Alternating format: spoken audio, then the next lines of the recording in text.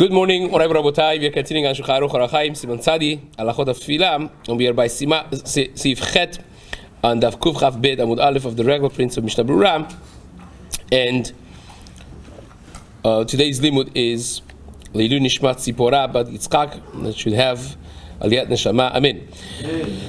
Maran writes, Asur La'avor. This is again straight out of the Gemara in Daf Chet Masechet Brachot, Daf Chet Amud Bet. The Gemara says, and I'll explain this to make it a little bit more lesaber ta'ozen. Imagine to yourself a neighborhood, and when we talk about a town in the time of the Gemara, a town is not Los Angeles, is not New York City. A big town was 100 families. So you have one shul, for instance, sometimes in town, and there's one minyan. So, everyone daven the same minyan. So imagine to yourself a scenario in such that you have one shul, you have one minyan in that shul, and you have only one opening to this shul, and it's the time of tefillah. And you are passing by the door of the Bet Knesset. There's no other minyan, no other Bet Knesset, no other opening to this shul, and you're like walking around the shul, behind the shul, pass by the opening of the shul and not enter the shul. An onlooker will see that and will say, what? Say, oh, I didn't know that this guy became Christian, right? Why are you not going to daven? You're not busy, you're just walking, taking a morning stroll. There's no other shul. It's not that you say, well, I daven net minyan, or I'm going to daven a later minyan. There's no such thing. And it's not like you're busy doing something. You're not doing anything. You're just passing by the shul. You're literally walking by the door of the shul, not entering the shul. That looks like you are kofer. You're denying what the tzibur is doing, and that's a negative thing. The Gemara says that's asur. So you see the way I explained it. So if you have another shul, another minyan, or the same shul has a different side door, that you may be going there, turning and going from the side door, or you clearly seem busy with something that you're doing. It's not that you're ignoring it. You have a load on you taking something from point A to point B. That onlooker says, oh, this poor guy is taking something somewhere. So then you're good to go. It's not a chashad. It's only a problem if the situation looks like you are deliberately ignoring what the tzibur is doing in the Bet Knesset. So let's read the words of the Gemara, really, which is mentioned here in the Shulchan Aruch. Asur la'avor chutz leBet Knesset betzad she'hapetach patuach bo. It is prohibited to pass by the door opening of the Bet Knesset on that side that has the doors. B'sha'ah she'hatzibur mitpalim. Time that tzibur is davening. Because it looks like you are a denier of HaKadosh Baruch Hu, denier of the purpose that the Sibur enters the shul to daven. Because why else would you not enter to daven with the Sibur? Unless you are kofer, unless you're denying and you're disagreeing with what they do. So then Shulchan says, oh, wait a second. If you are carrying a load, which clearly is not is indicative that you are busy doing something. It's not that you are ignoring the tzibur, but rather you are doing your thing. You're going to come back to it maybe, or daven at home, maybe your emergency, or shelavush tefillin, or you're wearing your tefillin, your talit and tefillin, so nobody is going to say, oh, this guy became Christian. Because, of course, you are a ma'amin to HaKadosh Baruch Hu. It's just must be that he's busy. Whatever it is that he's not going in, it's not because he is not a believer. Or Bet Knesset acher, or you have a different shul, right? Every Jew has a shul that they don't go to. So if you have a second shul, this is the shul you don't go to. So that will be fine. Or the same shul around the corner has a different opening. That even is good. That's a big chidush.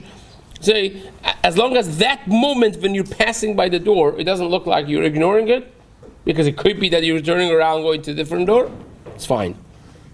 Mutar.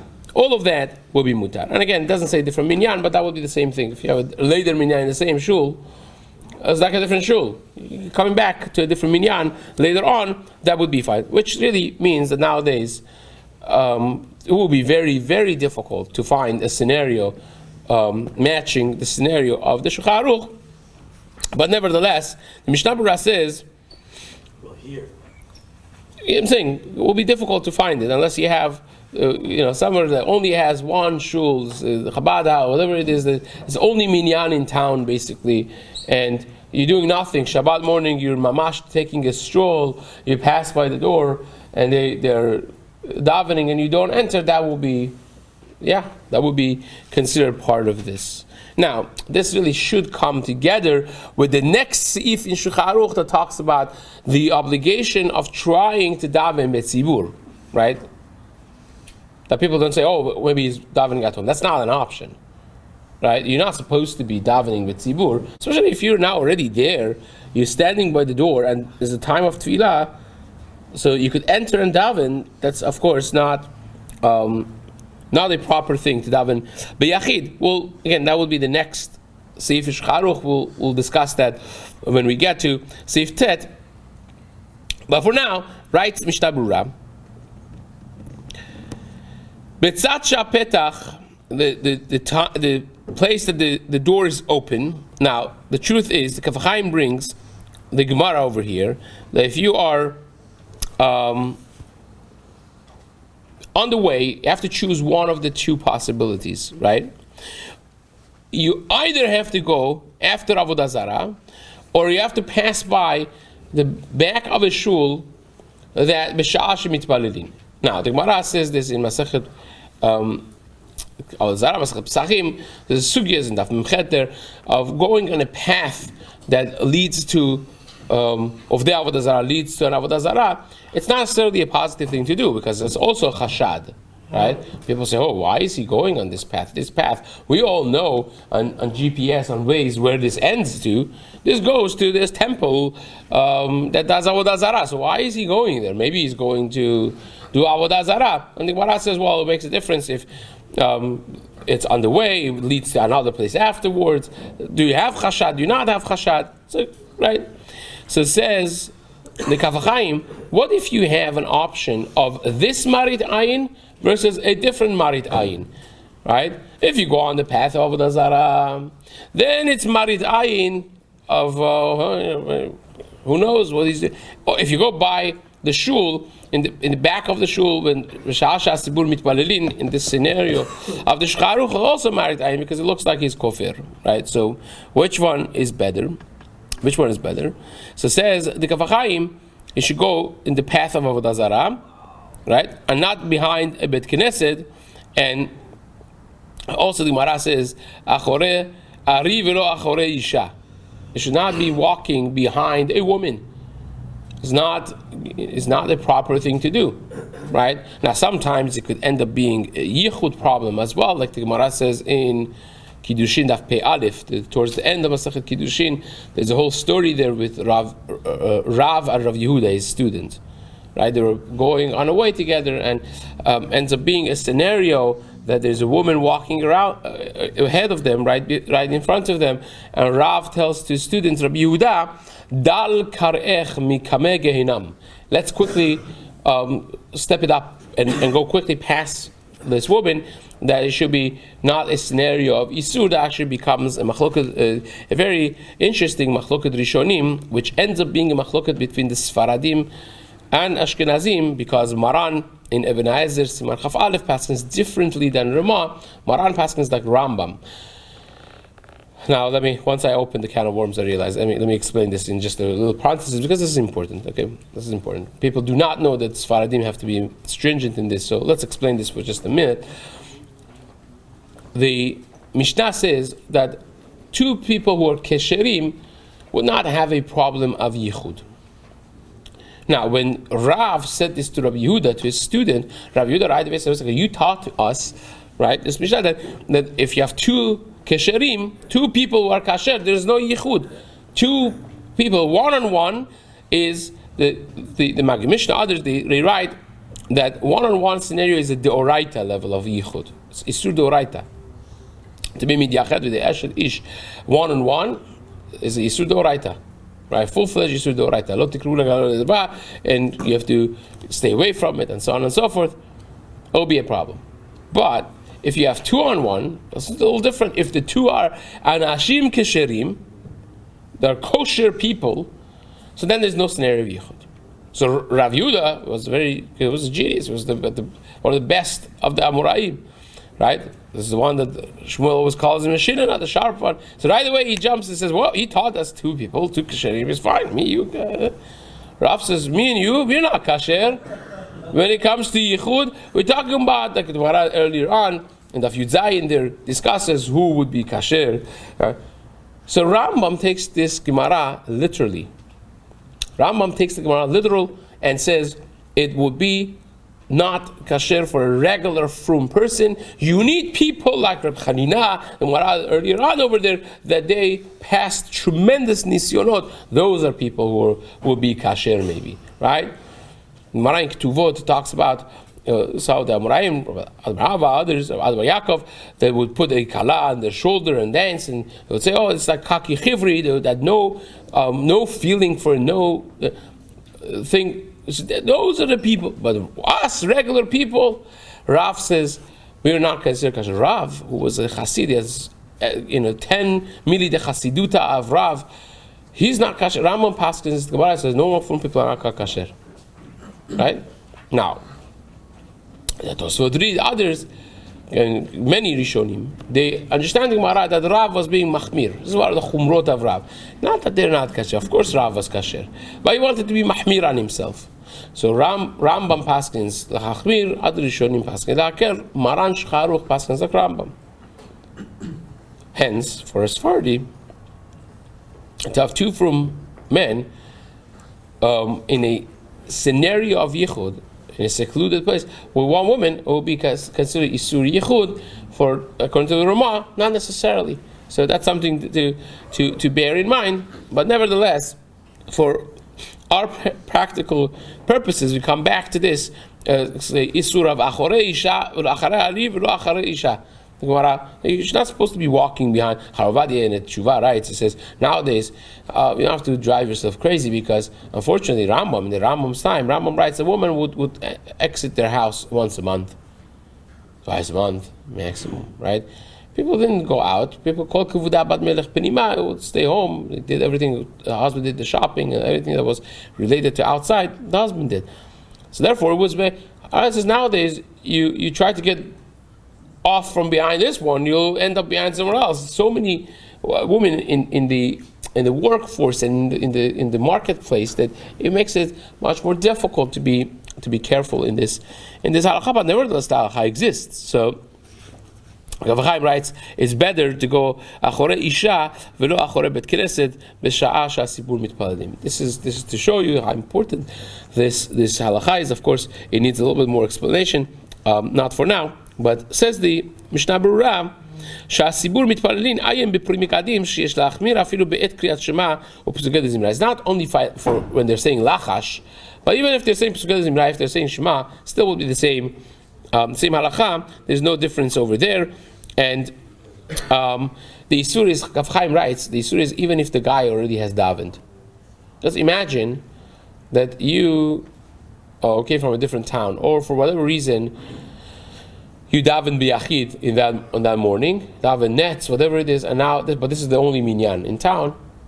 So even though that you have already davened, people don't know that. The marit ayin problem over here, so therefore this isur still is applicable over there. Or shelavush denireh sheol malchut alav. When you're wearing tefillin is not a problem because people see that you are not a kofer, your all malchut shamayim is on you.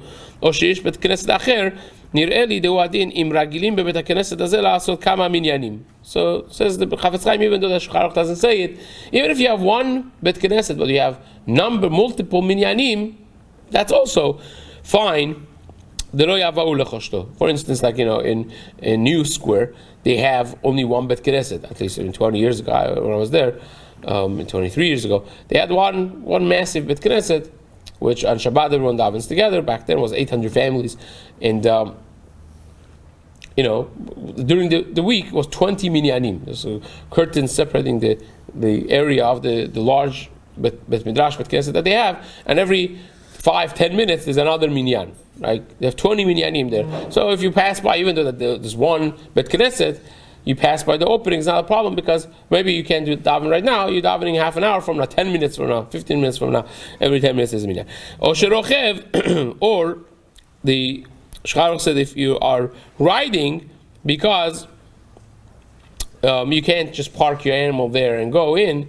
They didn't have a theft alarm system. You can't just park it there and go inside. Maybe going to put him somewhere and come back. So that's not a problem necessarily. Maran writes the Kaf Chaim writes that because Shcharuch does not bring this heter, as the Ramah says it only in parentheses, the Kaf Chaim says Maran does not hold of this heter, and therefore if you are riding a car or an animal, it will not have this heter. Again, these things is hard to find nowadays, unless you are in some village somewhere, but that's what the Kaf Chaim writes. We move to next Seif in Shulchan Aruch, which is a very important Seif of the chiyuv, the obligation of a person's attempt to daven b'tzibur. It's a chiyuv ishtadlut. Maran writes, "Yishtadel adam litpalel bebet knesset im hatzibur." A person should is chayav, is obligated to try his best to daven b'tzibur. So it is a chiyuv, but it's a chiyuv of ishtadlut, right? Yeah. If you can't, you're not in a scenario that you could do it, fine. Then you don't have the obligation of ishtadlut. But this is how the Or Etzion, Rabbi Shlomo Yisraeli, that's how he defines the gdarim of this chiyuv, that it is a chiyuv of ishtadlut. It's not that you're mechuyav to daven b'tzibur no matter what. It's not mitzvah derabanan. According to Rav Moshe Feinstein, it's a full-fledged mitzvah derabanan. You have a chiyuv derabanan rather. It's an obligation, a rabbinic obligation, that you must daven b'tzibur. Every single tefillah of the 3 tefillot. Nowadays, even though that tefillat arvit ikar was reshut altogether, but nevertheless nowadays it's a full obligation midrabanan to daven b'tzibur. That's how Rabbi Moshe understands this. Again, Rabbi Shlomo Yisraeli understood this a little bit differently based on the language of the Maran. That it isn't a full obligation, but obligation of not the totza'ah, but obligation of the concept of try to find a minyan, but you're mechuyav to try, right? So that type of setting says Maran ishtadel adam litpalel bebet knesset im hatzibur. You should daven 2 things: bebet knesset im hatzibur. Right? Both of those things alone have a value. Davening betzibur, even if it's not bet knesset. Davening bet knesset, even if it's not betzibur, also important, right? But if you have an option, you're chayav to be mishtadel to daven bet knesset. What does that mean? If you have a backyard minyan, right? Aside from the fact that Aaron and Shimon in Nar Mitzrayim, he writes, he basically blasts the people who create backyard minyanim, and he says nobody should be supporting them, everyone should drop out of it. He basically essentially says asur to do that because you're destroying the structure of the town, which is really true if you think about it. Like when you have backyard minyanim, the people who daven there's no connection with the Rav, there's no connection with the community in that way of growth. And of course, on top of it is this Shulchan Aruch that's not bebet knesset. It's not the kedusha of bet knesset. Is that also applicable to like those house shuls up in the hills? That's exactly what I'm saying. House minyanim, backyard minyanim. Now, outside COVID, of course, COVID was an extenuating circumstance that Baruch Hashem is over with. But to choose to daven even betzibur in a non-bet knesset, you cannot do, right? You have a chiyuv ishtadlut to daven bebet knesset and betzibur. It's better yachid benetz or with the tzibur, not benetz. So that's a good question. The Mishnah Berura writes, if you are a netz guy, if you are a person that davens over benetz, the question is yachid benetz or betzibur after netz if there's no netz minyan in the place that you are. So Mishnah writes, if you are makpid to always daven benetz, you could choose to daven benetz beyachid versus betzibur later on. Yosef Shalom Yashiv, Rabbi Yashiv Alav Shalom, in the first volume that they put out from his Tshuvot, called Tshuvot Chelek Aleph, I think it's Siman Tetvav, if I'm not mistaken, he writes, over there he disagrees in 2 points with the Mishnah Berura. He says, first of all, what do you mean if you're a Nets guy? Or if you're not a Nets guy? If Nets be'etzem intrinsically is more valuable than Tefillah B'tzibur, even if you get it once, you should be happy. Why? If you're a Nets guy. Mimanavshach. If Tefillah B'netz is more important, then even if you're not a Nets guy, you could get it in once, Chazak Baruch, do it. And if it's not better, so then, even if you're a Nets guy, today, if you don't have a minyan, if you're a Nets guy, you should not be. So he holds that if Be'etzem Nets would be more important, you could do it every day. Even if you're not a Nets guy, you could do it anytime. But then he says, based on his understanding of the Mishnah in Masechet Brachot, he says that's not the case, because the main thing is to daven Shema with Nets. So therefore, it will come out logically, the psak, that this guy should get up in the morning, early, and say Shema by Nets, right before Nets, and then wait and daven b'tzibur later on. This way you get both concepts according to Rabbi Yashiv, and that's his psak. So again, there's the Mishnah Berura, but then there is those shitot that disagree with it. In the case of the backyard minyan, a lot of places like legitimately build like a bet knesset in their backyard. Again, if you're meyached a bet knesset, then that's a bet knesset. We're going to speak about later on when we speak about the halachot of bet knesset in Siman Kufnun Aleph. Later on, we will talk about a bet midrash shel yachid, a private bet midrash, a private bet knesset. We'll talk about those. And that's less frowned upon? Well, halachically probably yes. Hashkafically, still not necessarily. Yeah, not necessarily. Again, think about it to yourself. And this is something that the Nar Mitzrayim is saying clearly, and he's very strong language he uses. But even in a regular people who used to go to legitimate shuls and batei knesset for Yamim Noraim, right? And now all of a sudden you have business people or rich people who want a certain feel and touch to the minyan. They create their own minyanim in hotels and in different areas. Some of them are just business people who make a lot of money out of it. They sell 2,000 tickets, and guy's not even shomer kashrut and Shabbat himself. So he has a minyan. Now, people who would go to a legitimate shul and listen to a legitimate Rav speak, now they don't have that yearly experience even, and the money that would support a legitimate organization with programming for kiruv, programming for youth and adult education and so on and so forth, now is missing 50% plus of their yearly annual budget that they would get, because it's literally killing certain proper operations because of that. So again, in Shalim Kisidran, Israel al Admatan, when we had a proper bedin, a proper leadership, these things would be banned, and everyone would listen to a certain higher authority, and that would be very helpful for building the community. Now, unfortunately, we don't necessarily have that, but for those who listen, it will be very important to know that these things do have to do with the structure of a kehillah, right? When you have 5 backyard minyanim and the shuls are empty, the shuls lose their legitimacy in the eyes of people. That's for the beginners. Forget about finances, support, shiurim, looking up to other people, to the Rav, to this. Forget about all those things. Just simply, they lose legitimacy in the eyes of people when the shul is empty. I went to again, Baruch Hashem here, that's not the problem, but I went to an organization that's not just a shul even, has been around for decades, and we had whatever reason we had to be out of the area, and I davened the Friday night tefillah there, this magnificent place. They had 11 people on Friday night. 11 people, Bekoshi Minyan, and the Rav was there.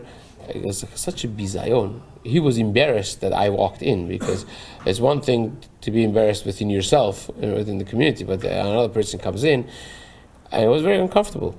And then I asked him, I said, well, where is everybody? He said, backyard minyanim. Right?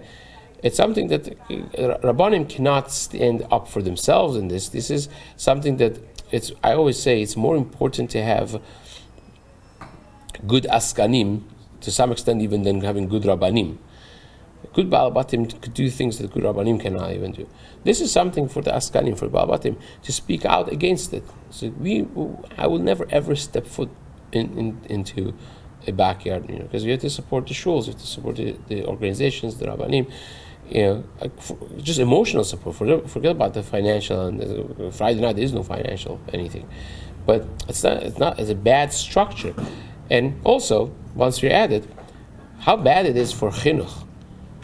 Chinuch stands on three main concepts. You have a concept of commitment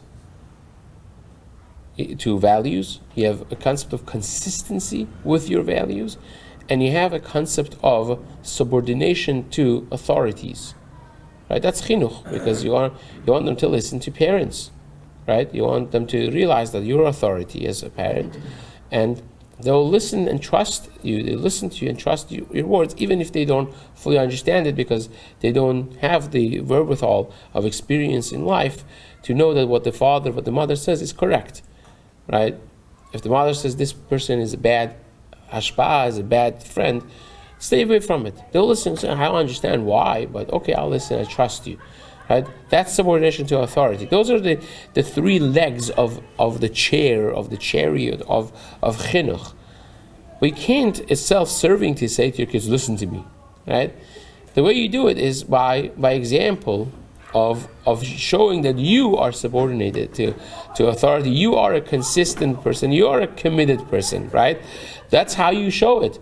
So the way that works, if I have a father that because of not walking 5 extra minutes goes to a convenient minyan, that is not commitment, and that's not. If you wake up every Shabbat morning, and depending on when you wake up and when you feel like it, you go to this shul. If I wake up this time, that shul, that means that's not consistent.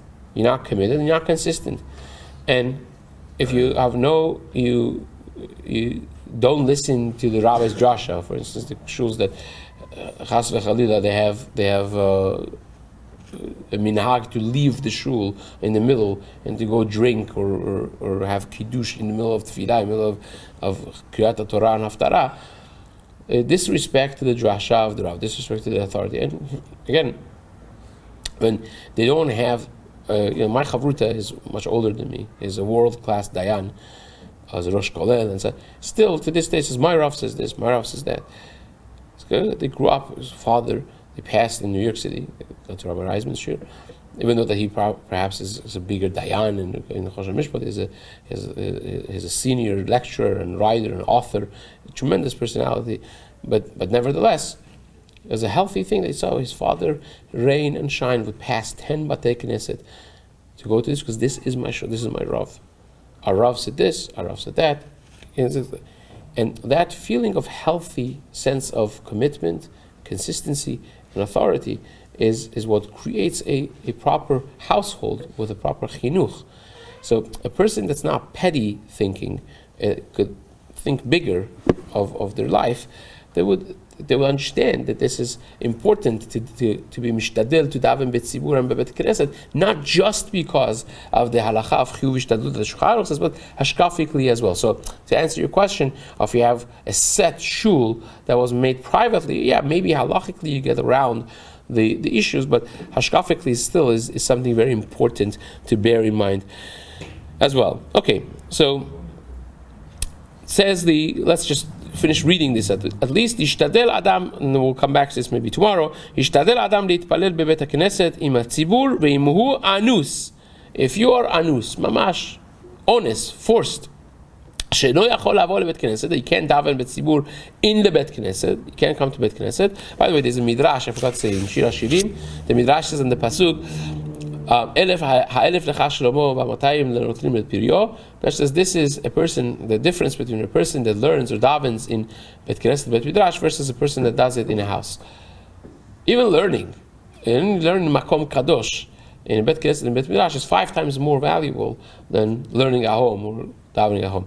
That's an important part to it. So the Ramchal explains towards the end of the Mishna Sharim, says that there's Kedushat Siman for instance Shabbat. There's Kedushat Hamakom, something called Kedushat Hamakom, Eretz Yisrael, or Bet Knesset. It's Kedushat Hamakom. It's different when you daven in Bet Knesset. Like the Gemara says in the Vav, the Chet, in Masechet Brachot, En tfilato shel Adam nishmat ela bebet Knesset. It's very strong words of the Gemara. Your tefillah is not accepted unless you daven in Bet Knesset. It's something very important to also note. But again, if you can't because you're anus, at least you should daven together with the same time as the Tzibur davens. And the Ramah adds over here, Vehu hadin bnei adam hadarim b'yishuvim, the people who daven, who live rather in a place that there's no minyan today. There's no minyan. At least daven at the time that the Tzibur davens. This way you'll be at least aligned with that. Ve'im ne'enas v'lo yitpalel b'shah she'yitpalu ha'tzibur v'hu mitpalel b'yachid. And even if you were anus and you couldn't daven with the tzibur, don't daven b'yachid in your house, says the Shulchan Aruch. This is an explicit Shulchan Aruch. You come and daven b'yachid in the Bet Knesset. Again, each one of those things is a valuable thing by itself, and B'ezrat Hashem will continue explaining this in the days to come.